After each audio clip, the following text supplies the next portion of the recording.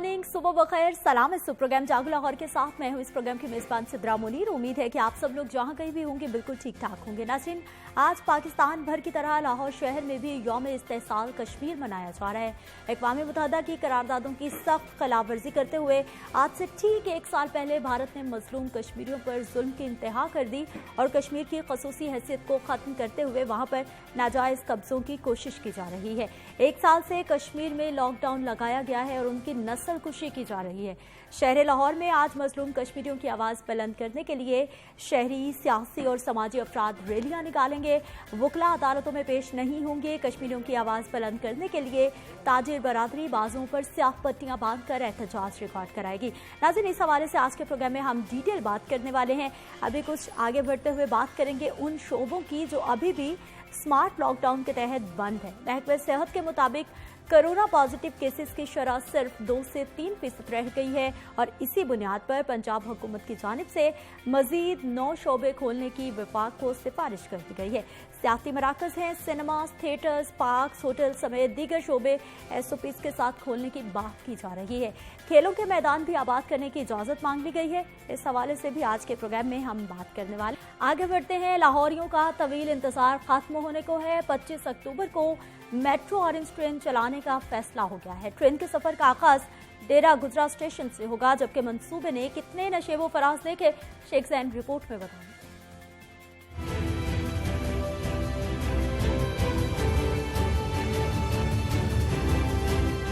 25 अक्टूबर को metro orange train को आवाम के लिए चला दिया जाएगा। शहर के मेगा प्रोजेक्ट से मुतल्लिक पंजाब हुकूमत का बड़ा फैसला। LDA ने ऑरेंज ट्रेन को पटरी पर लाने के लिए 25 अक्टूबर की हतमी तारीख दे दी। ट्रेन के पहले सफर का आगाज डेरा गुजरा से होगा। 1 अक्टूबर तक ऑरेंज ट्रेन को चलाने के स्टाफ की ट्रेनिंग मुकम्मल होगी। 15 सितम्बर को ट्रेन को तामीराती काम के बाद मैस ट्रांजिट अथॉरिटी के हवाले किया जाएगा।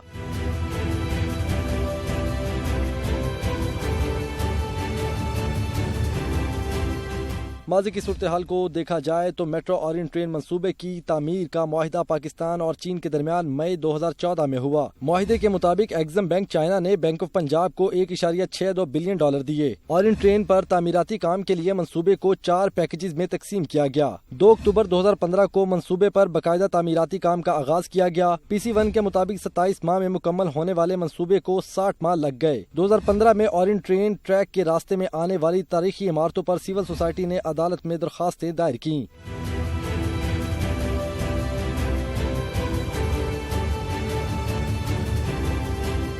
19 अगस्त 2016 को लाहौर हाई कोर्ट ने ऑरेंज ट्रेन ट्रैक के साथ वाक़े 11 तारीखी मकामात से मुतल्लिक हुक्म इम्तनाई जारी किया। 8 दिसंबर 2017 को सुप्रीम कोर्ट ने ऑरेंज ट्रेन के तारीखी मकामात पर काम करने की मशरूत इजाजत दे दी। ऑरेंज ट्रेन के 11 तारीखी मकामात पर 16 माह तक तामीराती काम बंद रहा। मेट्रो ऑरेंज ट्रेन का काम मुकम्मल करने के लिए शहबाज दौरे हुकूमत में 3 डेडलाइन 30 अक्टूबर 2017, 20 मई 2018 और 14 अगस्त 2018 की डेडलाइन दी गई, मगर मंसूबा मुकम्मल न हुआ। मेट्रो ऑरेंज ट्रेन का बाकायदा पहला टेस्ट रन 16 मई 2018 को हुआ। ऑरेंज ट्रेन पर नाकिस मटेरियल का इस्तेमाल करने पर पैकेज 2 की कॉन्ट्रैक्टर कंपनी मकबूल कॉल्सन्स को ब्लैकलिस्ट कर दिया गया। प्रोजेक्ट डायरेक्टर ऑरेंज ट्रेन इकरार हुसैन का कहना है कि LDA और मैस ट्रांजिट अथॉरिटी ने मशावरत से 25 अक्टूबर को ट्रेन को बाकायदा तौर पर आवाम के लिए चलाने की हतमी तारीख दे दी है। कैमरामैन सलमान राजा के साथ शेख जैनुल आबिदीन, लाहौर न्यूज। नाज़रीन, ऑरेंज ट्रेन ने अपने तामीराती मराहिल में कौन कौन से नशेबो फराज देखे, डिटेल्स आपने जान ली है। मजीद बात करेंगे शेख जैनुल आबिदीन से। शेख जैन, बताइएगा, एक और नई तारीख आई है, पहले भी कई तारीखें आई, क्या इस बार लगता है कि वादा वफा हो जाएगा?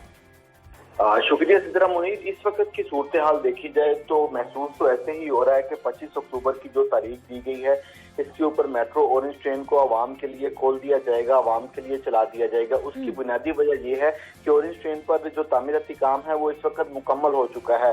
ऑरेंज ट्रेन का सबसे ज्यादा मुश्किल काम था इसका सिविल वर्क मुकम्मल करना है, जिसमें ये 27.1 किलोमीटर एलिवेटेड और अंडरग्राउंड स्टेशन तामीर करने थे, तो ये सिविल वर्क 100% मुकम्मल हो चुका है। इसके अलावा इलेक्ट्रिकल और मैकेनिकल का काम है जिसके जरिए ये ट्रेन को चलाया जाना, तो वो भी इस वक्त मुकम्मल है। हाँ, सिर्फ जो इस ट्रेन को चलाने के लिए स्टाफ है उसकी ट्रेनिंग की जरूरत है और इस स्टाफ की ट्रेनिंग का भी जो अमल है वो 1 सितंबर तक वो ट्रेनिंग भी मुकम्मल कर दी जाएगी।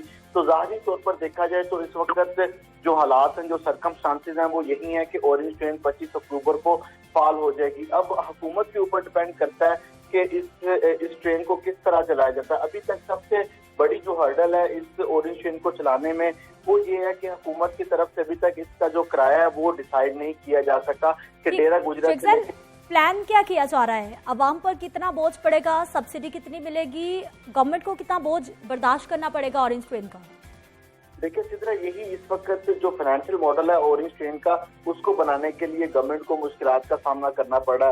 जो महकमा खजाना की तरफ से और जो मिनिस्टर फाइनेंस की तरफ से इसकी सजेशन दी गई है उसके मुताबिक 60 रुपए इसका जो किराया है वो मुक्त करने की तजवीज दी गई है। इसके अलावा स्टॉप टू स्टॉप किराए के हवाले से भी जो तजावीज हैं वो जेरे गौर है, मगर इसकी जो अभी हतमी फैसला है वो नहीं हो सका है। ताहम अब सब्सिडी के हवाले से बात कीजिए तो मौजूदा सूरत हाल में मास ट्रांजिट अथॉरिटी को सालाना 13 अरब रुपए सब्सिडी मिलती है, लेकिन जब ये मेट्रो ऑरेंज ट्रेन को चला दिया जाएगा तो ये सालाना जो सब्सिडी है तो तकरीबन 30 अरब रुपए तक चली जाएगी। यानी हुकूमत की तरफ से सालाना 17 अरब रुपए के करीब इस ऑरेंज ट्रेन को चलाने के लिए जो खर्च है वो करना पड़ेगा। अदरवाइज अगर सब्सिडी के बगैर इसको चलाया जाए तो फिर इसका जो ऑरेंज ट्रेन का किराया डेरा गुजरा से अली टाउन तक बनता है वो तकरीबन 240 से 280 रुपए फी पैसेंजर है। और अगर रोजाना जो इसकी ट्रैफिक स्टडी की गई है जिसके मुताबिक रोजाना अगर इसमें 80,000 से 1 लाख लोग सफर करें तो फी मुसाफिर 240 से 260 रुपए लें तो फिर इसके जो ऑपरेशनल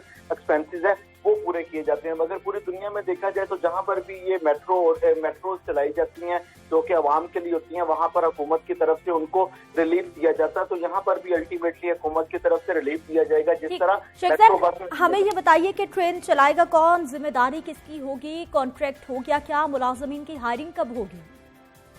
ये ट्रेन चलाने के लिए 2 कंपनियों का ज्वाइंट वेंचर है जिनको ये ठेका दिया गया, उसमें डाइवो और सीआर है। सीआर ये चाइनीज रेलवे है, ये वही चाइनीज रेलवे कंपनी है जिनकी तरफ से मेट्रो ऑरेंज ट्रेन के ट्रैक पर इलेक्ट्रिकल और मैकेनिकल का काम किया गया। इन दोनों को ये जिम्मेदारी सौंपी गई है कि ये ट्रेन का जितना भी ऑपरेशन है उसको ये हैंडल करेंगे, जिसमें ट्रेन को चलाना, ट्रेन की मुरम्मत और बहाली का काम करना, ट्रैक के ऊपर अगर कोई प्रॉब्लम आती है तो फिर भी। बहुत शुक्रिया शेख ज़ैनुल आबिदीन, आप हमारे साथ मौजूद रहे। और शेख ज़ैन को भी लग रहा है उम्मीद बांध ली जाए अब अक्टूबर में 25 अक्टूबर जो कि टाइम दिया गया है इस बार लगता है कि वादा वफा हो ही जाएगा। आखिर ऑरेंज ट्रेन पटरी पर आ जाएगी और आवाम की सहूलत के लिए मौजूद होगी। आगे बढ़ते हैं, कुछ ग़ज़ा और ग़ज़ाइयत की बात करनी है। हम फ्रूट्स की, वेजिटेबल्स की बात करते रहते हैं, लेकिन आज हमने ख़ास तौर पर बात करनी है एक ख़ास मसाले के हवाले से, काली मिर्चें। क्या क्या उनमें ग़ज़ाइयत जा है, किस तरह से इस्तेमाल की जा सकती हैं और फ़वाइद क्या क्या हासिल किए जा सकते हैं। जोहा सुहेल हमारे साथ मौजूद है, वो हमें बताएंगी। जोहा, सबसे पहले हमें बताइए कि काली मिर्चों के कौन कौन से ग़ज़ाइयत जा हैं? अच्छा सिद्रा, काली मिर्च के ग़ज़ाई पहलू के बारे में जब बात करते हैं तो उसमें सबसे पहले इंपॉर्टेंट चीज़ ये आ जाती है, काली मिर्च में हमारे पास पाइपरिन मौजूद है। पाइपरिन काली मिर्च का एक फंक्शनल कंपाउंड है, एक फंक्शनल न्यूट्रिएंट है जो बहुत ज़्यादा चीज़ों में हमें हेल्पफुल कर रहा होता है। एक एंटीऑक्सीडेंट है, एंटीबैक्टीरियल प्रॉपर्टीज़ इसमें मौजूद हैं। जितनी आप एंटीबैक्टीरियल एंटीऑक्सीडेटिव चीज़ें इस सीज़न में, इस मौसम में कंज्यूम करेंगे आपके लिए बहुत फ़ायदेमंद है, क्योंकि टेम्परेचर बहुत ज़्यादा बढ़ रहा होता है और टेम्परेचर के बढ़ने की वजह से बहुत ज़्यादा जो बैक्टीरियाज हैं, वायरसेस हैं, मौसम की चेंज होने की वजह से भी हम पर अटैक कर रहे होते हैं। तो इस वक्त पर इम्यूनिटी का बूस्टअप होना बहुत ज़रूरी है और काली मिर्च में मौजूदा जो पाइपरिन है वो बहुत अच्छे तरीके से हमारी इम्यूनिटी को बूस्टअप कर रही होती है। इसके अलावा काली मिर्च हमारे पास उन पेशेंट्स के लिए बहुत इंपॉर्टेंट है जो बदहजमी में जा रहे होते हैं। जिस तरह से आजकल ईद कुर्बा अभी गुजरी है, बहुत ज़्यादा लोग हैवी अमाउंट्स में गोश्त का इस्तेमाल कर रहे हैं और गोश्त के ज़्यादा इस्तेमाल की वजह से उसको वो टॉलरेट नहीं कर पाते और डायरिया की फॉर्म में वो उनकी बॉडी से एक्सक्रीट आउट हो रहा होता है। क्योंकि जब हम बहुत ज़्यादा अमाउंट में गोश्त कंज्यूम करते हैं उसमें मौजूदा जो प्रोटीन्स हैं वो हमारा मैदा हजम नहीं कर पाता और हजम हुए बगैर वो चीज़ें बॉडी में से निकल जाती हैं।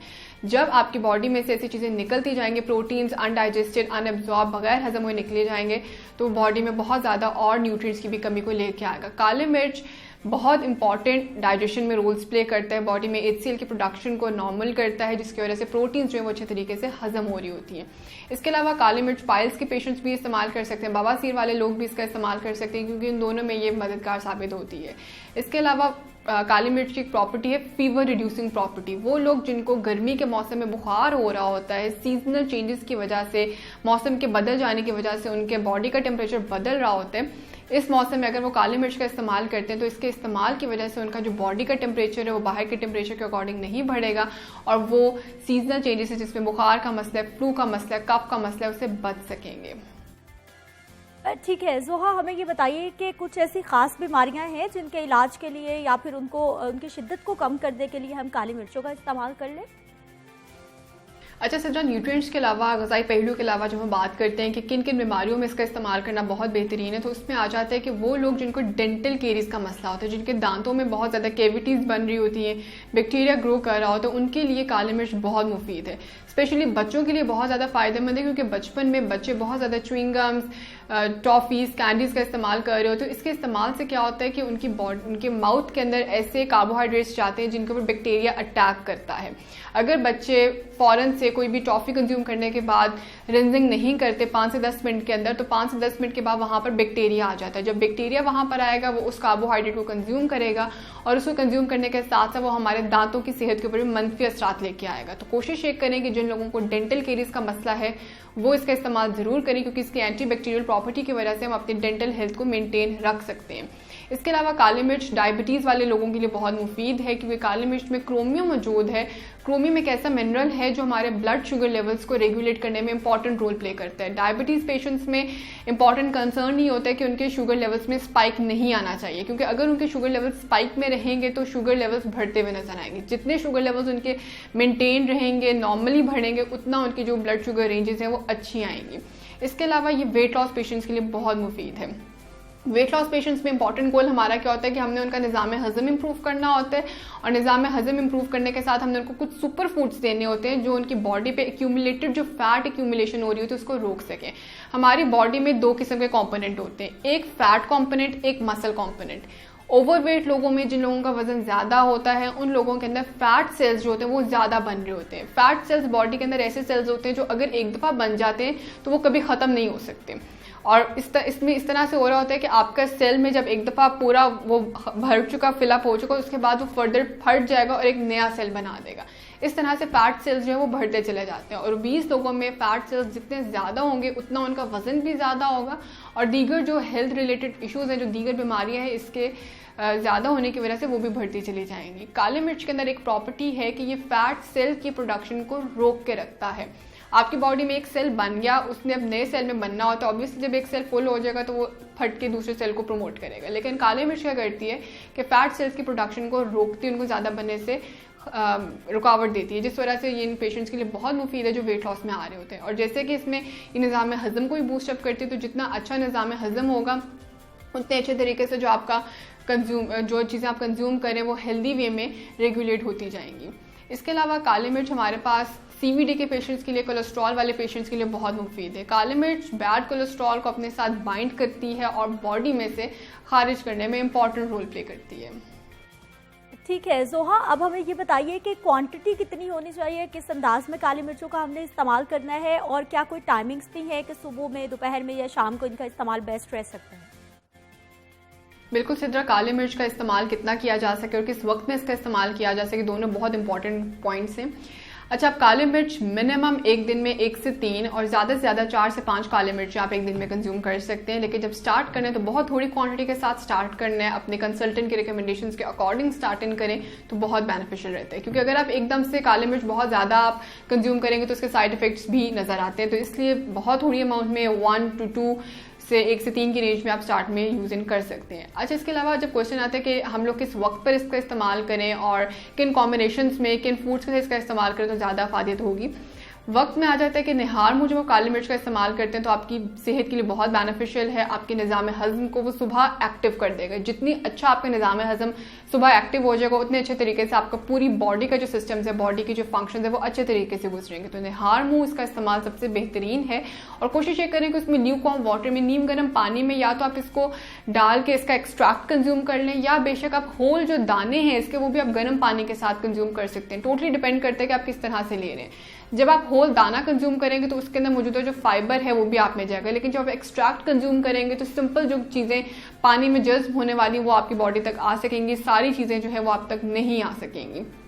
इसके अलावा पूरे दिन में अगर आप इसको इस्तेमाल करना चाहें तो आप इसको एग के ऊपर स्प्रिंकल करके कंज्यूम कर सकते हैं, आप आटे में इसको गूंद कर इस्तेमाल कर सकते हैं, सैलड्स के ऊपर इसकी सीजनिंग करके इस्तेमाल कर सकते हैं। हाइपरटेंशन वाले पेशेंट्स जहां पर उनको नमक बंद किया जाता है, अगर वो अपने सैलड्स के ऊपर काली मिर्च का इस्तेमाल करते हैं तो उनके लिए बहुत बेनिफिशियल है, क्योंकि ब्लड प्रेशर वाले पेशेंट्स में चिकनाई बहुत ज़्यादा होती है और काली मिर्च चिकनाई को बॉडी में से निकालने में इंपॉर्टेंट रोल प्ले कर रहा होता है। तो वेट लॉस वाले पेशेंट्स, ब्लड प्रेशर वाले पेशेंट्स सैलड्स के ऊपर इसका इस्तेमाल जरूर रखें। इससे एक तो फ्लेवर भी इंप्रूव होगा और बॉडी को भी फायदा मिलेगा।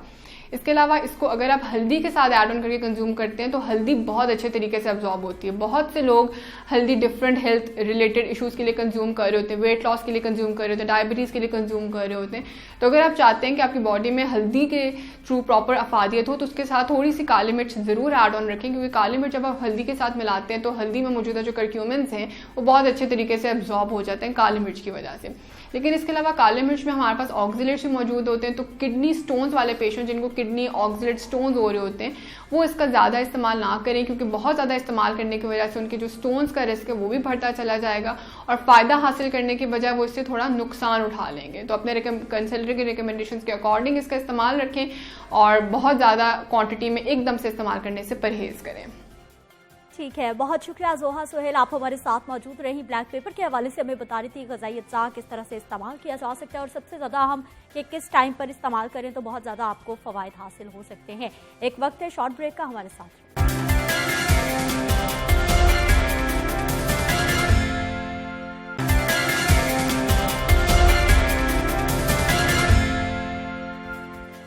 प्रोग्राम में एक बार फिर से आपको खुशामदीद कहते हैं। नाज़रीन, बात करेंगे कुछ स्मार्ट लॉकडाउन के हवाले से और ख़ास तौर पर उन शोबों के हवाले से जो कि अभी तक लॉकडाउन के तहत बंद किए गए हैं, जिसमें शादी हॉल्स भी हैं, रेस्टोरेंट्स भी हैं, खेलों के मैदान भी हैं, थिएटर्स हैं, सिनेमाज हैं। अहम फैसला ये किया गया है कि अब ये सिफारिशात पंजाब गवर्नमेंट की जानिब से वफाक को भिजवा दी गई हैं कि इन तमाम सेक्टर्स को अब खुल जाना चाहिए, क्योंकि कोरोना पॉजिटिव केसेस की तादाद शरह सिर्फ 2 से 3% रह गई है। इसी मामले पे बात करेंगे। नुमाइंदा लाहौर न्यूज़ लियाकत अंसारी हमारे साथ मौजूद हैं। अंसारी साहब, ये जो 9 सेक्टर खोलने की बात की जा रही है, सिफारिशात तो भेज दी गई हैं, अब फैसला कब तक मतलब? देखिए, कल कोरोना कैबिनेट कमेटी का एक इजलास हुआ जिसमें सूरत हाल का जायज़ा लिया गया। हेल्थ डिपार्टमेंट ने एक डिटेल ब्रीफिंग दी और बताया कि जो है अल्हम्दुलिल्लाह अल्लाह ताला के करम फजल से और हुकूमत पंजाब के इक़दाम के बायस जो है कोरोना केसेस में नुमाया तौर पर कमी आई है। और जो मवेशी मंडियों में भी ईद के दिनों में जो टेस्ट किए गए थे उसमें भी तकरीबन जो है बहुत कम शरह में जो है वो पॉजिटिव केस आए और अमूमी तौर पर जो है वो 2 से 3% शरह बताई जा रही है कि इस वक्त टेस्टों में जो है वो पॉजिटिव केसेस की है। तो इस बेहतर होती हुई सूरत हाल पर यह फैसला किया गया कि फिर मुआशी सरगर्मियाँ जो है उनको तेज़ किया जाए और उसके लिए 9 जो मुख्तलिफ ऐसे शुबे जो लॉकडाउन की वजह से अभी तक बंद थे उनको खोलने के लिए NCOC को जो है वो सिफारिशात अरसाल की गई हैं। इनमें जो है होटल्स के वाले जो थे और रेस्टोरेंट्स वाले एक अरसे से एहतजाज कर रहे थे कि हमें भी इजाज़त दी जाए कि SOPs के तहत खोल सकें, इसकी सिफारिश कर दी गई है। इसी तरह जो है वो जो इंडस्ट्री है और जो कारोबारी मराकज़ हैं उनकी टाइमिंग पे भी रिवाइज करने जा रही है हुकूमत पंजाब के। अब जो टाइम क्या कहा गया सिफारिशत में ये कहा गया है कि टाइमिंग जो है वो रिवाइज कर दी जाए और जो इंडस्ट्री है उसको 24/7 जो है वो मुकम्मल तौर पर चलेगी और इनके लिए भी जो है वो टाइम रात को 9 या 10 बजे तक की सिफारिश है। और अब NCOC का इजलास जो है वो आइंदा 1 से 2 रोज़ में मुतवक्के है और उसमें ये इस दफ़ा जो है NCOC के इजलास को चेयर प्राइम मिनिस्टर खुद करेंगे और फिर जो चारों सूबों से सिफारिशात आई हैं और पंजाब की जो 9 शोबों के हवाले से सिफारिशात हैं तो इनको फिर उसके तनाजुर में हतमी डिसीजन वहाँ से लिया जाएगा। बुनियादी तौर पर अब हुकूमत पंजाब सियाहती मुकामात को भी खोलना चाहती है। मरी समेत तमाम जो टूरिस्ट रिजॉर्ट्स हैं उनको खोलने का कह दिया है। जिम बंद पड़े थे उनको जिम को, फिर ब्यूटी सैलून जो हैं उनको खोलने की भी सिफारिश कर दी है। इसी तरह जो रह गए हैं तकरीबन 9 सेक्टर थे या कुछ 1-2 और थे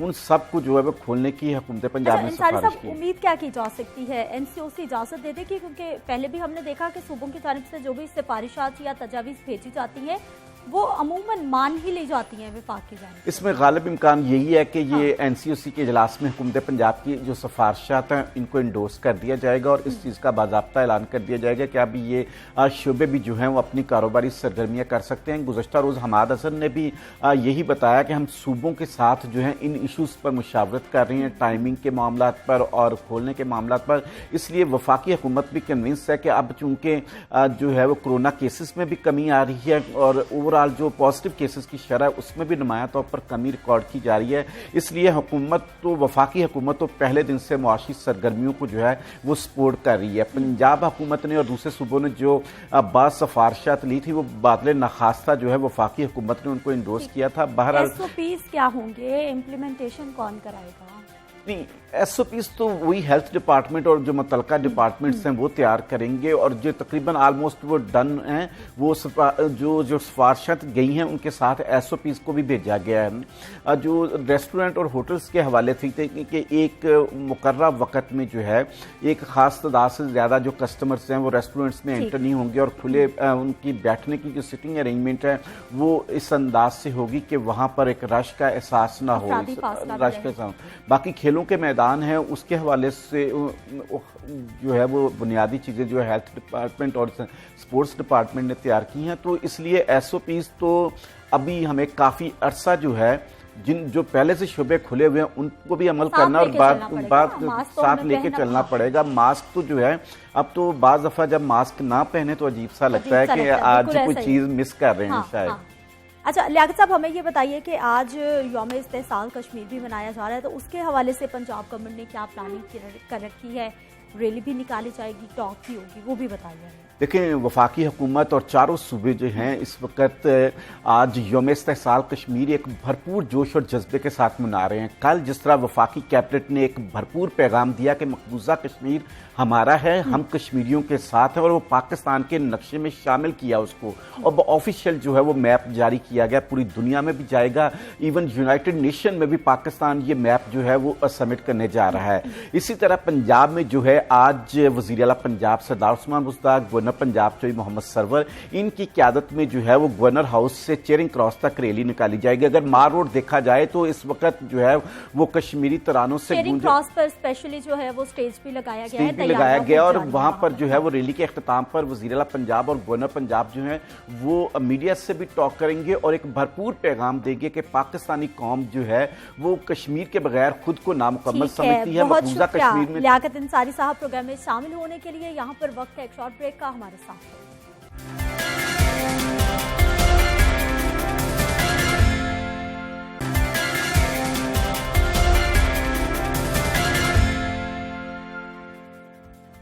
प्रोग्राम एक बार फिर से आपको खुशामदीद कहते हैं। नाज़रीन, कुछ बात करेंगे पंजाब यूनिवर्सिटी के तलबा और तालिबात के इम्तिहानात के हवाले से, जो कि इस बार ऑनलाइन होने जा रहे हैं। कौन कौन सी क्लासें हैं जिनके ऑनलाइन इम्तिहानात होंगे, कब से आगाज़ होने जा रहा है, ऑनलाइन इम्तिहान यूनिवर्सिटी के लिए कितना बड़ा चैलेंज होगा, क्या तैयारियां की जा रही हैं, कितने तलबा और तालिबात इम्तिहानात में शिरकत करने वाले हैं, बात करेंगे। हमारे साथ मौजूद हैं नुमाइंदा लाहौर न्यूज़ आतिफ परवेज़। आतिफ, सबसे पहले हमें बताइए कि कितने तलबा और तालिबात हैं जो इम्तिहान देने वाले हैं? पार्ट 1 के इम्तहानात का आगाज़ हो रहा है और आज जो है वो पहला पेपर है। और अगर बात की जाए कितने तलबा इसमें शिरकत कर रहे हैं, तो जहाँ तक हम देखें कि हर साल जो है वो BA BSc जिसको अब एसोसिएट डिग्री कहा जाता है, उसमें 80,000 के करीब पार्ट 1 में तलबा जो है शिरकत करते हैं। और इस साल भी इसी तरीके से 80,000 के करीब तलबा ने जो है वो दाखिला फॉर्म भिजवाए थे, लेकिन जैसे ही कोरोना आया और उसके बाद जो है इम्तहानात वो रवायती तरीके की बजाय ऑनलाइन तरीके से जो है वो मुनक्किद करने का फ़ैसला किया गया। तो इसमें यूनिवर्सिटी की तरफ से जो है तलबा को ये रियायत दी गई और ये ऑप्शन दिया गया कि वो रवायती तरीके से अगर पेपर देना चाहते हैं तो वो बाद में मुनक्किद किए जाएंगे, और अगर किसी ने ऑनलाइन, तालिबात के पास ऑप्शन मौजूद है कि वो जो भी चाहते हैं, जो भी ऑप्शन उनको बेहतर लगता है, जिस पे वो सहूलत महसूस करते हैं, वो उसको चूज कर सकते हैं। तो 60,000 के करीब तलबा ने जो है अब तक जो बताया था यूनिवर्सिटी इंतजामिया की जानिब से, उन्होंने रजिस्ट्रेशन करवाई है, लॉग इन हासिल किया है। तो आज इम्तहानात का आगाज़ हो गया और पहले दिन जो है वो 4 इख्तियारी मज़ामीन जो हैं उनके पर्चे जो है मुनक्किद किए जा रहे हैं। तो इस हवाले से ये गैर मामूली हालात हैं, जैसे कि कोरोना की वजह से तमाम तालीमी सरगर्मियाँ जो हैं वो मुतासर हुई, लेकिन अब उसको मरहला वार जो है वो शुरू किया जा रहा है। मुख्तलिफ यूनिवर्सिटियों ने जो है वो मरहला वार जो प्रैक्टिकल और ख़ास तौर पर MPhil और PhD के तलबा हैं उनके लिए क्लासेस जो है वो शुरू किए। तो इसी तरीके से अब ये BA और BSc जिसको अब एसोसिएट डिग्री कहा जा रहा है उसके इम्तहानात का आगाज़ कर दिया गया है। और ये उम्मीद की जा रही है कि सितंबर में जो है वो यूनिवर्सिटीज़ खुल जाएंगी। और जैसे कोरोना के मरीज़ों की तादाद में कमी आ रही है, तो लगता यही है कि जो मास्टर्स के इम्तहानात होंगे वो रवायती तरीके से ही मुनक्किद किए जाएंगे। लेकिन जो BA के लिए है वो ऑनलाइन है, और ऑनलाइन में अब ये ऑप्शन दिया गया 1 घंटे का पर्चा होगा।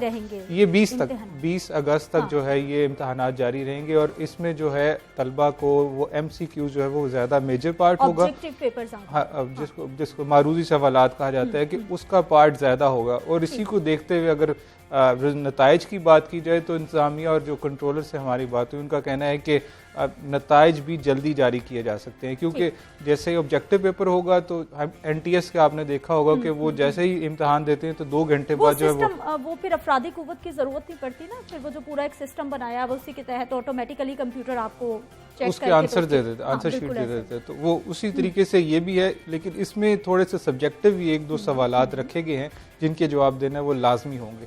तो ये 1 घंटे का क्या बनेगा आतिफ? अब प्रैक्टिकल जो है वो इसमें ज़्यादातर नहीं होते, तो वो प्रैक्टिकल्स की इतनी ज़रूरत नहीं पड़ेगी। जो यही जो रवायती तरीके से और जो ऑनलाइन इम्तहानात मुनक्किद किए जाएंगे, तो आज जो है तलबा इसमें शिरकत कर रहे हैं, तो इसमें जो एक खसूसी जो सॉफ्टवेयर इस्तेमाल किया जाएगा, जिसमें अगर तलबा एक दफ़ा विंडो को एक खोल लेते हैं तो उसके बाद अगली नहीं खोल सकते, जिससे कनेक्ट होगा पंजाब यूनिवर्सिटी के। कैसे होगा मॉनिटरिंग के लिए अब पंजाब यूनिवर्सिटी ने 150 प्रॉक्टर जो है वो रखे हैं, और एक प्रॉक्टर जो है वो 25 तलबा को एट अ टाइम जो है वो मॉनिटर कर रहा होगा।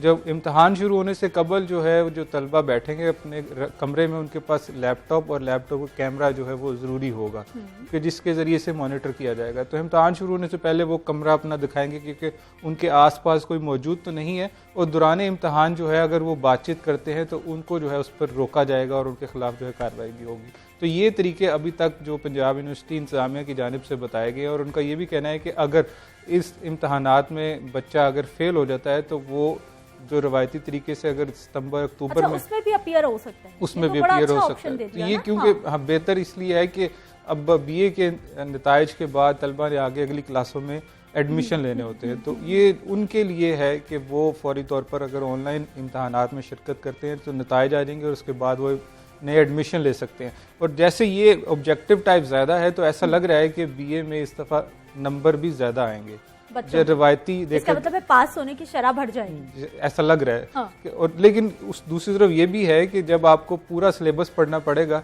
तो उससे आपको मुश्किल होगा। क्लियर होंगे तो आप ऑब्जेक्टिव पेपर अच्छे से अटेम्प्ट कर सकते, वैसे नहीं कर सकते। हाँ। क्योंकि हमने देखा है कि पहले हम 5 साल पेपर होते हैं, वो 5 साल पेपर अगर आप अच्छे से तैयार कर लें तो आप पास कर लेते थे। लेकिन इसमें जो है आपको मुकम्मल रीडिंग करना जरूरी होगी, कॉन्सेप्ट क्लियर होना जरूरी है।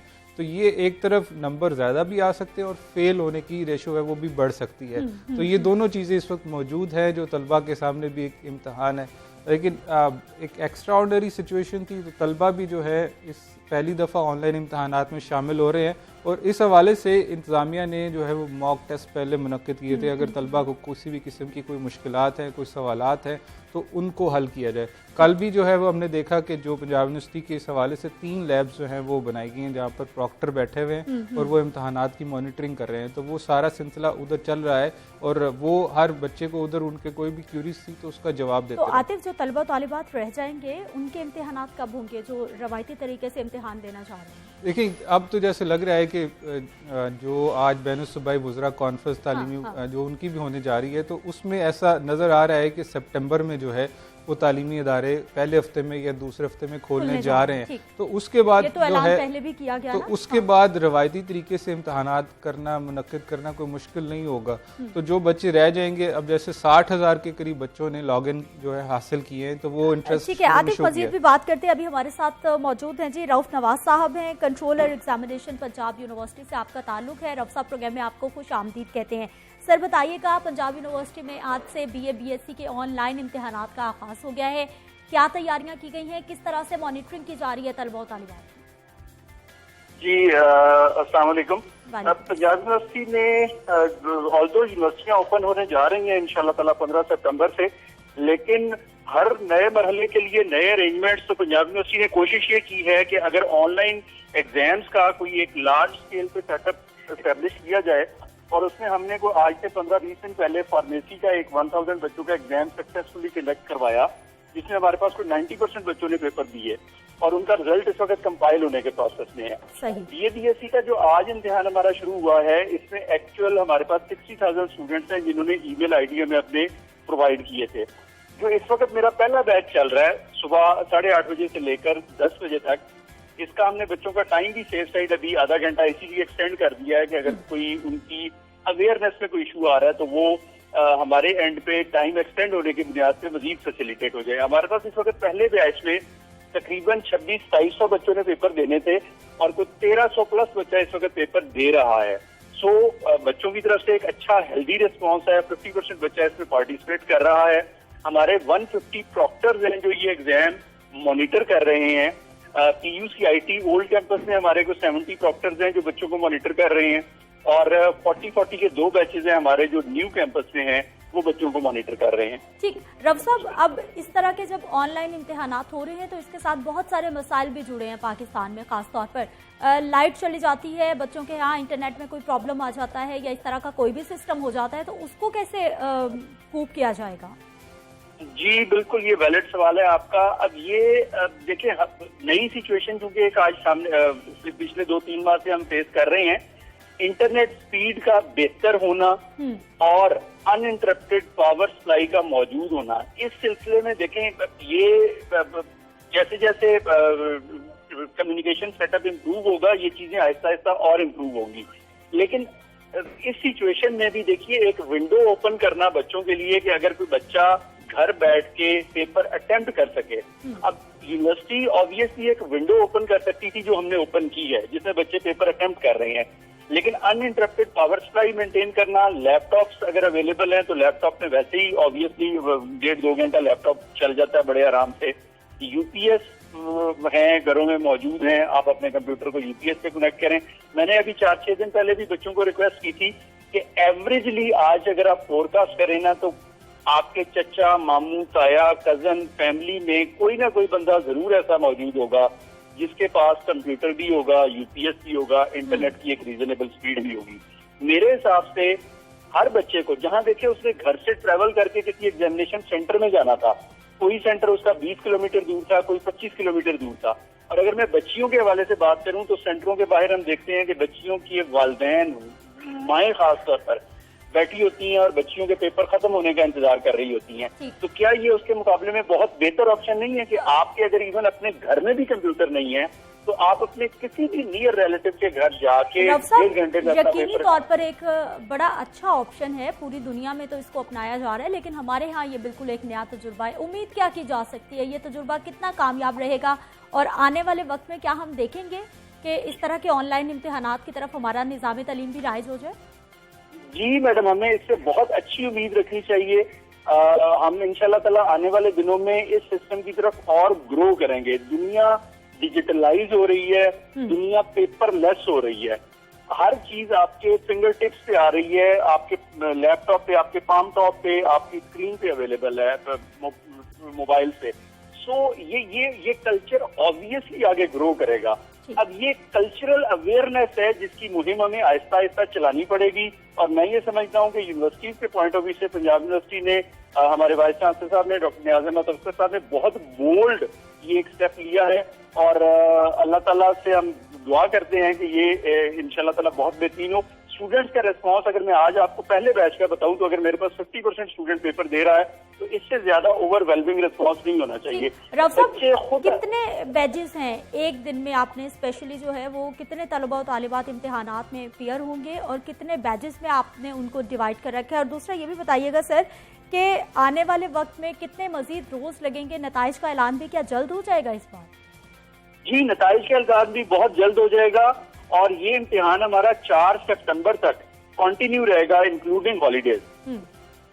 और डेली 4 बैच हैं हमारे, सुबह 8:30 बजे से लेकर शाम 6 बजे तक डेली 4 बैचेज में इम्तिहान होता रहेगा। ठीक, रफ साहब ये बताइएगा कि नताइज के हवाले से कि जो बच्चे पास हो जाएंगे ऑनलाइन इम्तिहानात में या जो भी उनके नताइज होंगे उनको अपेयर कर दिया जाएगा, रिजल्ट्स को पब्लिक कर दिया जाएगा, या फिर जो रवायती तरीके से बच्चे इम्तिहान देना चाहते हैं उनका इम्तिहान भी होगा, उसके बाद रिजल्ट सबके इकट्ठे आएंगे? नहीं, जो बच्चे ऑनलाइन इम्तिहान दे देंगे इनके नताइज का ऐलान फौरन कर दिया जाएगा। ठीक है, पूछेगा कि जी आतिफ। अच्छा राउत साहब ये बताइएगा कि अब देख रहे हैं कि ये ऑनलाइन इम्तहानात मुनक्किद किए जा रहे हैं। तो जो रवायती तरीके से इम्तहानात मुनक्किद किए जाते थे उसमें तो आपका जो है वो स्टाफ भी लगता था, जो है ट्रांसपोर्टेशन भी इस्तेमाल होती थी, तो इसमें क्या आपके अखराजात कम हुए? रफ साहब मेरा भी सवाल ले लीजिएगा, paper pattern sir, paper pattern क्योंकि ऑब्जेक्टिव ऑनलाइन में हमने देखा कि ज्यादा इस्तेमाल किया जा रहा है, जबकि रवायती तरीका में सब्जेक्टिव पेपर ज्यादा होगा, तो इस बार क्या उसको चेंज किया जाएगा या वो वही रहेगा? नहीं, जो रवायती तरीकेकार है उसका पैटर्न चेंज नहीं होगा, वो वही पैटर्न है जो पैटर्न पिछले सालों से चला आ रहा है। लेकिन ये जो हमारा ऑनलाइन इम्तिहान है इसमें हमारा पेपर पैटर्न MCQ बेस्ड आया है। बजट कम हुआ सर? जी, बजट ऑब्वियसली कम हुआ है। ठीक है, बहुत शुक्रिया रऊफ साहब प्रोग्राम में शामिल होने के लिए और बताने के लिए। आतिफ, ये एक अच्छा ऑप्शन तलबा और तालिबात का, जैसा हम पहले बात कर रहे थे कि अगर आप ऑनलाइन पेपर देना चाहते हैं तो आपके पास ऑब्जेक्टिव का ज़्यादा ऑप्शन होगा, अगर रवायती तरीका अपनाएंगे तो फिर लिखते जाएंगे। बिल्कुल, ये अब लेकिन उसमें कॉन्सेप्ट क्लियर होना लाजमी है कि जब तक आपके कॉन्सेप्ट क्लियर नहीं होंगे तब तक अब जब आप ये ऑब्जेक्टिव टाइप को जो है वो उसको पास नहीं कर सकते।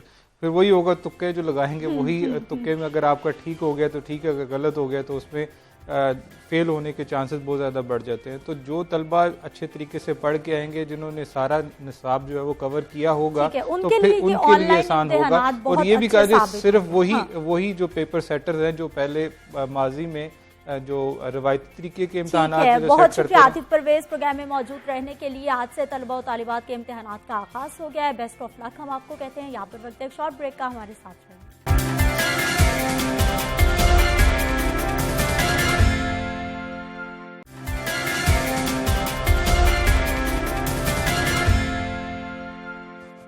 प्रोग्राम में एक बार फिर से आपको खुशामदीद कहते हैं। नाज़रीन, 5 अगस्त 2019 मकबूजा कश्मीर की तारीख में स्याह तरीन दिनों में से एक है। उस दिन मक्कार मोदी सरकार ने भारतीय आइन से आर्टिकल्स 370 और 35A को खारिज करके कश्मीर की खसूसी हैसियत खत्म करके मकबूजा रियासत को गैर कानूनी तौर पर भारत में जम कर लिया और कश्मीरियों की मजहबी, तारीखी, रियासती, आइनी, आबादियाती, सियासी, सकाफती, तमद्दुनी और तहजीबी हैसियत को खत्म करने की साजिश रचाई गई, जिस फैसले को बड़ी तादाद में कश्मीरियों ने रद्द भी कर दिया और इस फैसले के खिलाफ भरपूर मुजाहरे भी किए गए, जिसके नतीजे में बौखलाहट का शिकार मोदी सरकार ने कश्मीर में गैर मुअय्यना मुद्दत तक कर्फ्यू नाफिज करते हुए मुकम्मल लॉकडाउन लगा दिया। आर्टिकल्स 370 और 35A की बात करें तो वहां पर जो कश्मीर में पैदा होने वाले लोग थे सिर्फ वही कश्मीरी शहरी कहला सकते थे, लेकिन उन खसूसी हैसियत को ख़त्म करने के बाद वहां पर जिस तरह के जुल्म सितम ढाए गए उनकी इंसानी तारीख में मिसाल, बदतरीन मिसाल नहीं मिलती। इसी मामले पे आज हमने बात करनी है। हमारे साथ मौजूद होंगे जी सीनियर तज्जियाकार हैं सलमान गनी साहब और ब्रिगेडियर रिटायर्ड गजनफर अली साहब, दिफाई तज्जियाकार हमारे साथ मौजूद होंगे। सर, आप दोनों को प्रोग्राम में खुश आमदीद कहते हैं।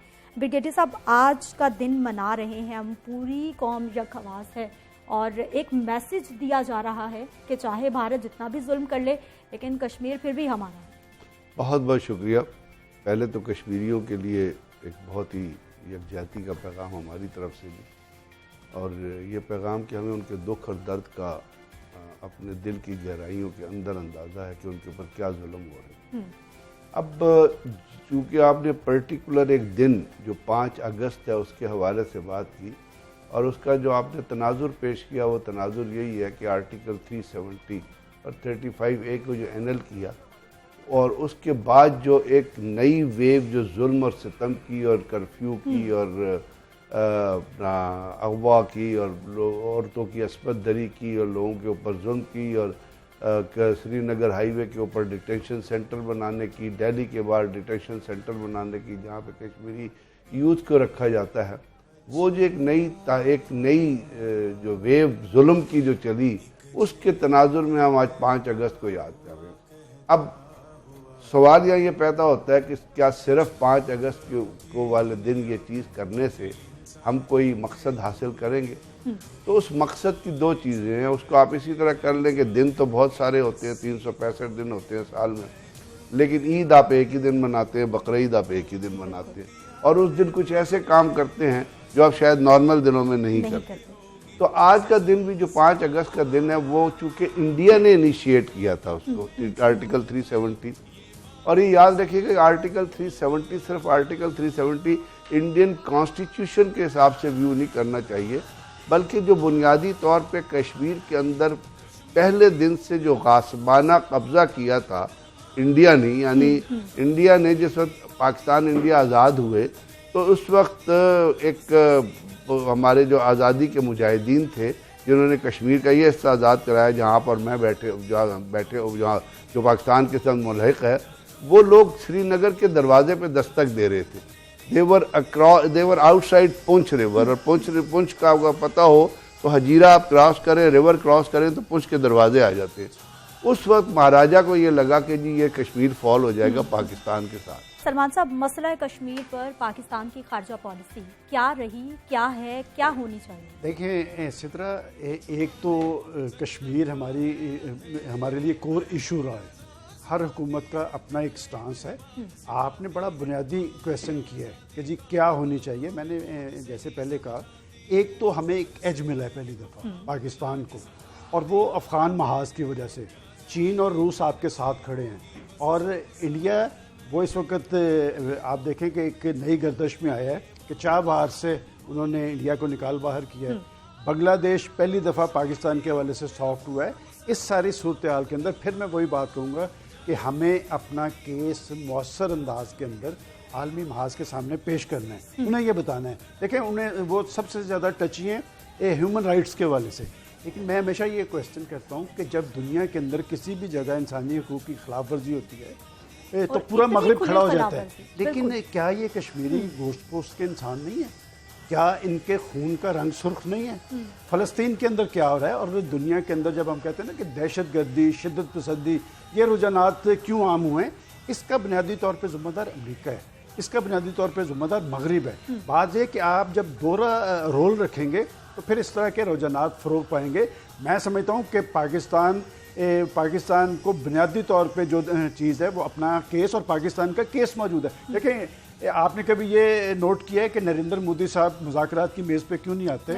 मुज़ाकरात की बात हमेशा वो करता है जिसका कोई सियासी केस होता है। और एक हमें और एज हासिल है कि एक तरफ इंतहा पसंद लीडरशिप है, पाकिस्तान की लीडरशिप मगरिब के लिए भी काबिल कबूल है। मैं समझता हूँ कि अगर पाकिस्तान का प्राइम मिनिस्टर ये बात कहता है आलमी महाज पे कि हम बातचीत के लिए तैयार हैं, आए हमारे साथ बैठें।